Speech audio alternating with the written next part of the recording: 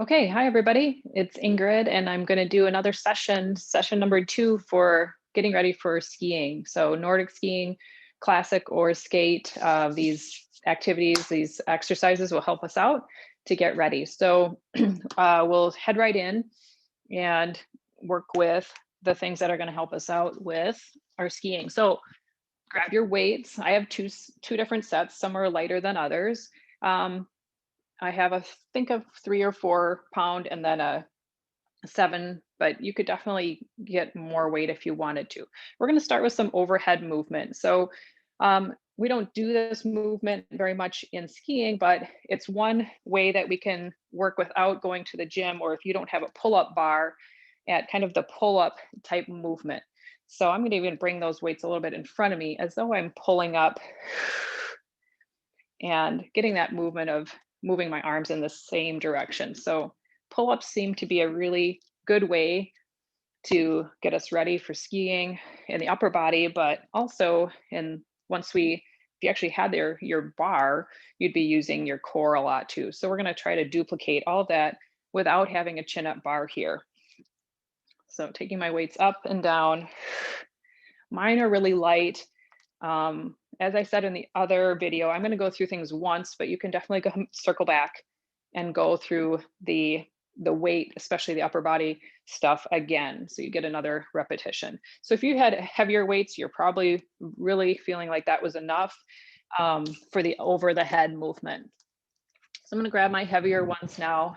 I could probably work with these couple of movements with a 10-pound weight. Just depends how much you've been pushing or pulling lately. So I'll turn to the side.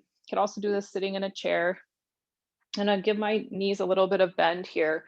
And then let's just start with a row, pulling in and releasing. Pulling up and releasing. So again, I could pull a little bit more now, get a little bit heavier weight if I wanted to add more strength, or I'm going to do a little more repetition. I'm going to squeeze a little bit up at the top, squeeze, and then release slowly. That also works really well if you don't have quite enough to pull. You also could use a TheraBand here. I've got one sitting there on the floor. Could stand on that and pull. And some of my TheraBands are a little bit definitely on the harder end of things and would be a good replacement for not having enough weight. Okay, so we got those rows done. Let's work with triceps a little bit. So same position. If I want to make sure I get into triceps, back of the arm, I'm also going to be paying attention a little bit to my shoulder. So as I come forward with my body, instead of letting my back round, I want to pull the shoulders back a little bit. Shoulder blades go on my back a little bit.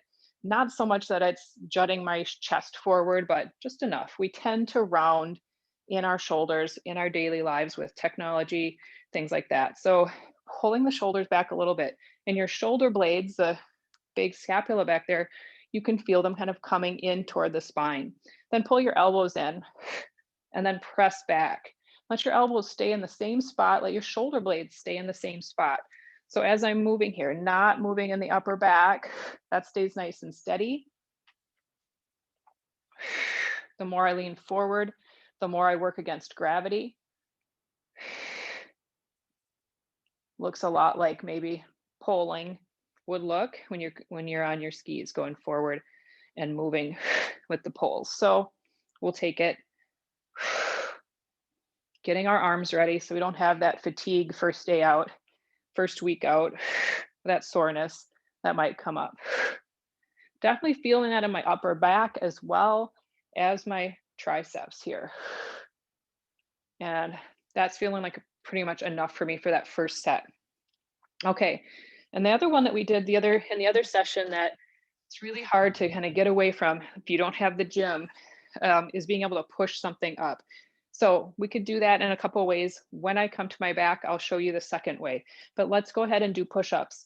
So those push-ups, if you're not experienced, haven't done a lot of push-ups lately, you want to soften the blow a little bit. You could have your hands on a chair, take your legs out and lower and push back, lower and push back. You can also use the wall just to start to get that movement. The chair is a little harder in that I don't have my whole hand placed on there. It's not wide enough, but it does help to do kind of an incline push-up. I'm gonna bring that down to the floor. Same thing down here. Walk the hands out, walk them wide. What I like about this better is I can really feel my hands and that contact.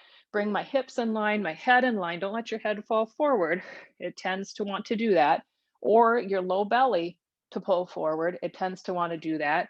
Find your core, knees down to start, and do your push-ups. And you might see I'm not going all the way down. I'm really going for form here. I want to get some repetitions in.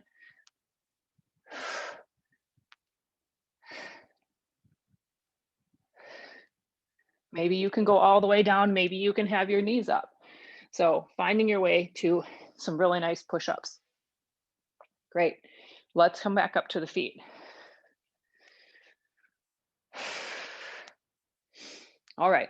So then just working with kind of this, what they call the sagittal plane. What we're going to be doing in skiing a lot of time, or for classic for sure, is going kind of straight in lines like this with the knees and with the arms. So let's take that into some lunging. And I'm going to just take out 1 foot forward, come back, place the foot down, and come back. Lunge and come back, and lunge and come back. If I go too fast, I end up kind of getting really sloppy. So I want to really place that foot down, see where that knee wants to go. I'm not aiming for the floor so much as a really nice solid feel. So go ahead and do a few more of those, taking the lunges forward.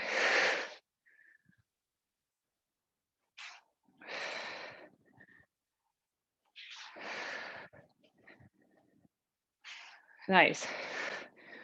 All right, and then take your hands, let's bring them up behind your head. If I were getting warmed up for going out to work out right now, or maybe this is your workout, or you're getting ready to go out to ski, this wouldn't be a bad plan to work with these, to do a little lunging, a little squatting as the warm up. And then let's take the elbows, and they're sort of coming forward, but not really. I like to bring them much further, but they're not way out to the side either. So don't jam them back, find a nice spot. And then let's work in the chest a little bit. So we end up using this in a muscle sense, but we also have to breathe. And lots of things can kind of lock up the breath. So let's see if we can unlock the breath a little bit. Keep your hips going forward, knees forward, toes forward, and take your upper body a little bit to the side, to one side, and come back to the other side, and come back. First side, and come back. Now I've been doing a little bit of training already today, so I've got quite a bit of movement without moving my hips. The tendency will be to kind of like let the hips shift, and I'm not really working in that way. I'm keeping everything from my belly button down, nice and steady, not moving, and letting things move in the upper body, getting into that chest, into that rib rotation. And mostly doing that to just bring in awareness of strength here, but also like I said, get the breath a little more relaxed. We want to be able to be very aerobic, have that breath come in and out very easily. Okay, so we're going to take that now into a lunge, and then a little twist, and then step back. A lunge, little twist, and step back. A lunge, twist, and step back, lunge, twist, and step back. See if we can do a couple more. Twist, come back.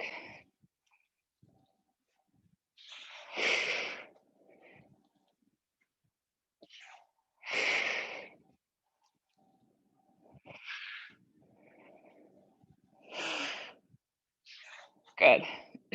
So definitely challenging. If your balance is really challenged, hand at the back of a chair really could work nicely there to still come forward twist, and continue. So use the wall, use the chair, and don't go so quickly that you end up kind of wobbling back and forth all over the place.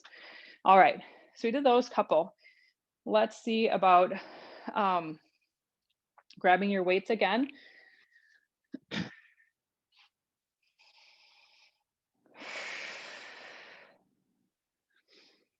And then let's take that into a squat. So we're going to take that down into a squat and pause. Weights alongside the body. Come back up. So you could use pretty decent amount of weight here. I could definitely go up in weight to do, come on down, pause, come back up. So if you're coming down the hill,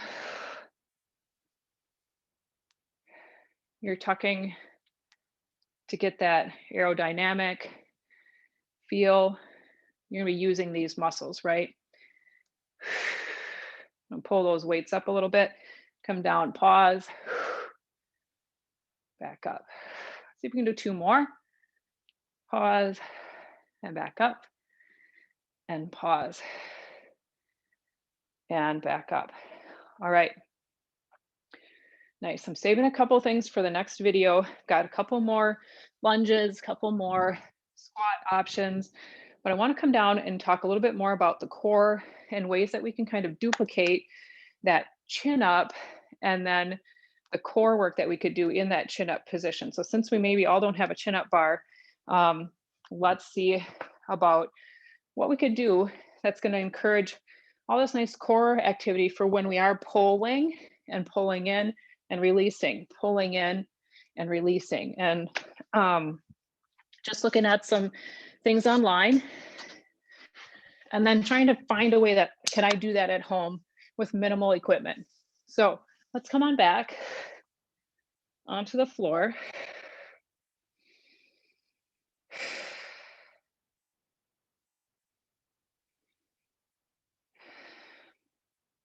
And then bring the hands behind the head, just kind of how we did earlier with the hands behind the head. Shoulders pulled in, elbows not totally in, but not way out, somewhere in between there. And same as the other practice, we're going to pull the ribs down and in, finding our way up, finding our way up, finding our way up. So as much as we can, all of that effort coming from right here in the belly, very minimal from the neck, from the chin leading, from the throat. This is about the belly, using the belly here. If you want to add challenge, you can bring the knees over the hips.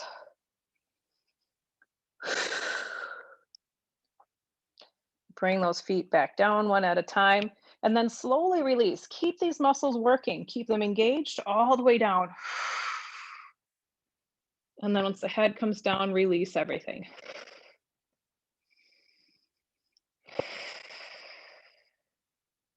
Let's do that again. Coming up. And slowly coming back.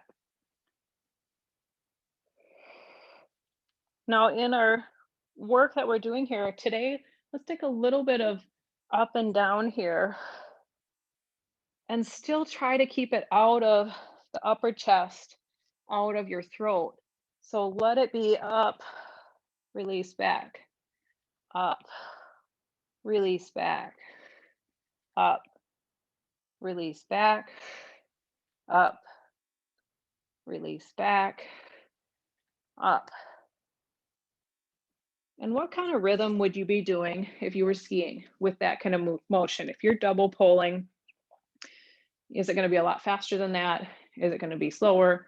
I don't know. You maybe want to play around with different rhythms, but keeping that in mind that we're trying to work the belly. So if you're feeling a lot of strain up here, you're likely not tapping into what really needs to happen in the belly. All right, so let's take this into another realm here. Let's take your hands behind one leg, let the other leg stretch out. And then using your elbows coming out to the side, use that belly, and then use your leg a little bit to help bring you up. And as you come up, press that heel kind of out straight here. And then come back. And then come up. So the idea is you're not tipping to the side to come up. Um, you're not kind of jerking yourself using momentum to come up. So working little by little, if this is new to you and new to your body, it might take a few times to find your way to come up over the top of the pelvic ridge in the back. And I'm going to keep my foot up this time. And you could climb up the leg if you wanted to. Get nice and tall, a little bit of stretch, or even go ahead and move your ankle around. We wear those big boots in there, but it's nice to keep everything in the lower leg nice and happy. All right, I'm going to come down and then try other side. So sometimes I interlace the fingers. That's the easier way to do it. Maybe I'll tell you about the harder way next time. Go ahead and pull up again. Could come up all the way to where my foot is reaching out kind of straight, kind of, and then I'm going to roll back and watch to see I'm not really moving to one side. So this is my right leg. I don't want to move way over to the right, roll up. When I use the belly to find my way up, use the belly to find my way back. One more time, coming up. This time, legs a little bit more straight. Go ahead and climb up the leg, rotate in the ankle.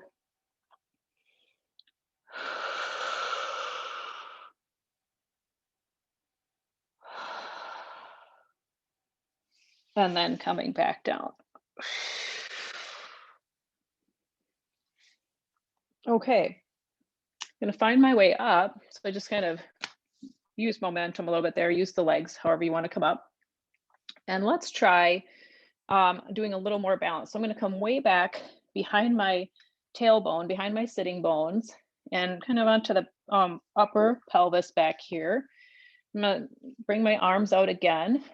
I'll show that from the front. Their elbows are really out and alive here. So my whole arms are out to help me hold the legs. I'm just gonna do a little balance. And I'm gonna go back to the side view. Do a little balance here, taking the heels off. And then maybe taking the feet off. And then maybe reaching the legs out and pulling the knees in and reaching the legs out and pulling the knees in.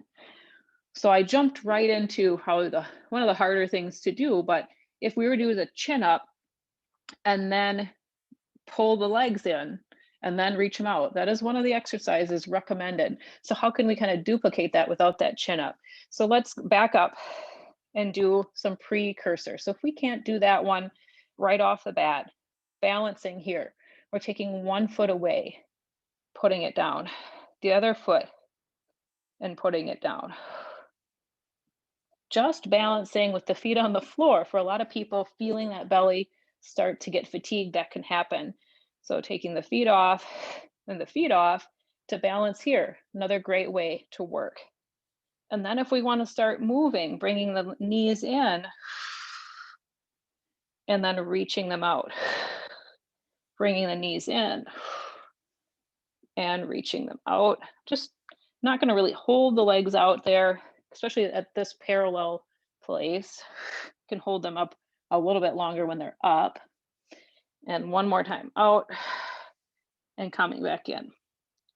All right, come on back to your back. It'll feel nice to relax the belly, stretch it out.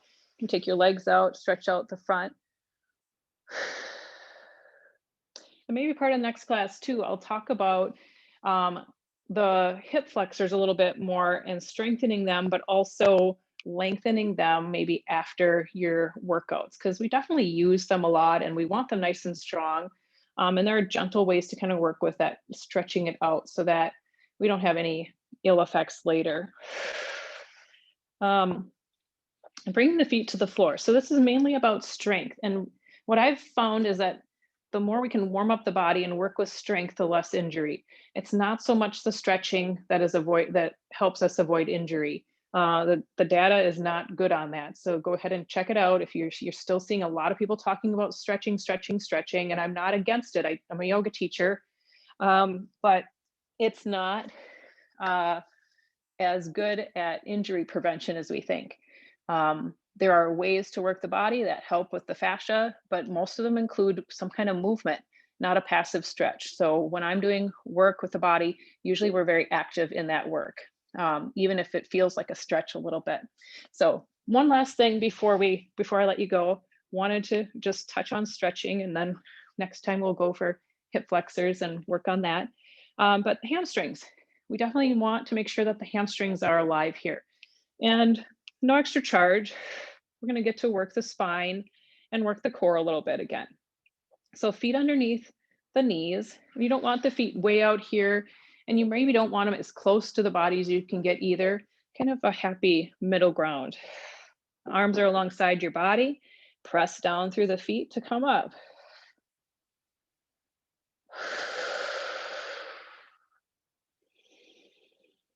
And then lower the body back down.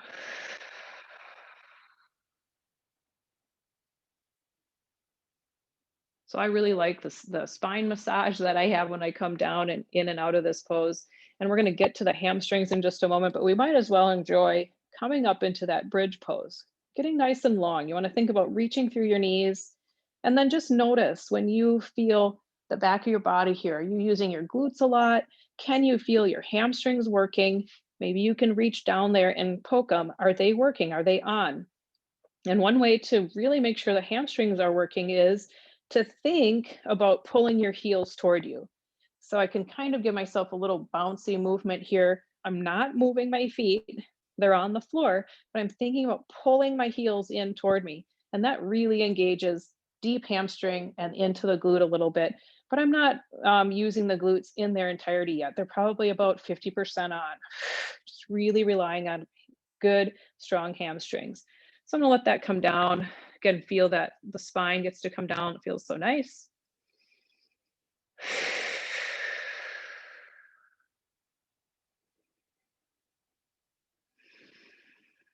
And then let's do a little bit more specifically for those hamstrings. I'm gonna bring one leg in, and I'm gonna do a press up, one-sided. And if this is pretty easy for you, you're really feeling pretty strong here.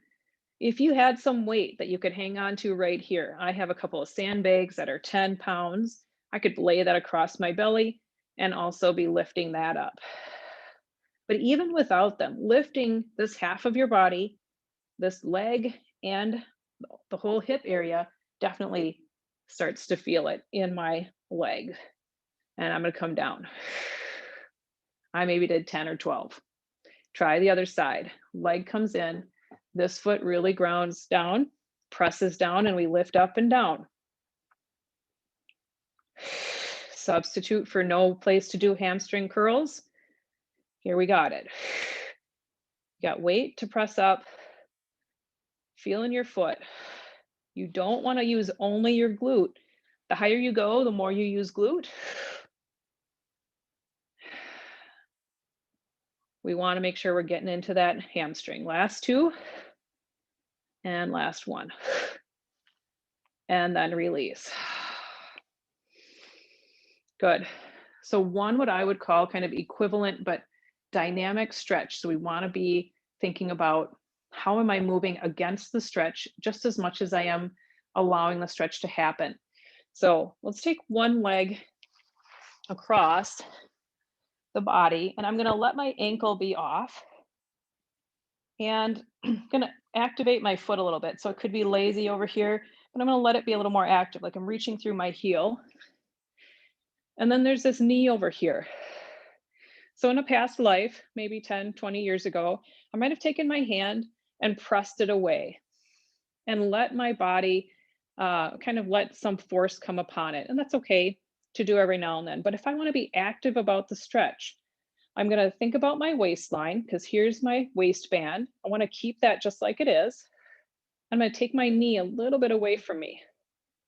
I'm gonna see if I can press it with my own strength of my muscles in my mind. You know, I'm taking mine two muscles back here that are gonna do that.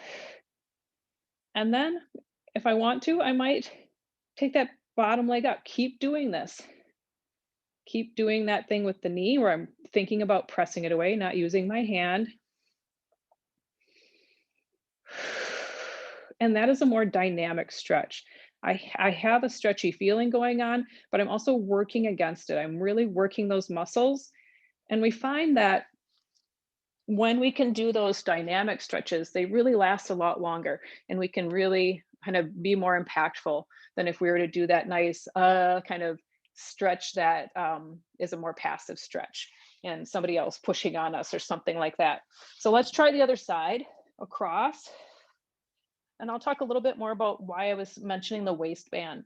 So what we might tend to do is overreach here. And as we push this knee away, our whole hip goes down. So I'll do this side so you can see that. If I really let my knee go all the way down and I don't pay attention to what's happening in my waistband, this whole hip comes down. And then I've got a waistband that's not as level anymore. So I want to keep my belly button and my two pelvic crests right here nice and steady and horizontal and push that knee away. And then if I want to, bringing the knee, that lower leg up, still working in this way without shifting in the hips. So lots of instruction for you to chew on. Go ahead and feel free to email me or contact me if you have more questions. But this is a nice stretch for pretty much all those hiking, biking, um, walking, skiing type activities. So having done both sides, I think we'll call it good. Go back and do your upper body ones at least one more time. See if you can get those reps in. All right, Nordic skiing session 2. Thank you.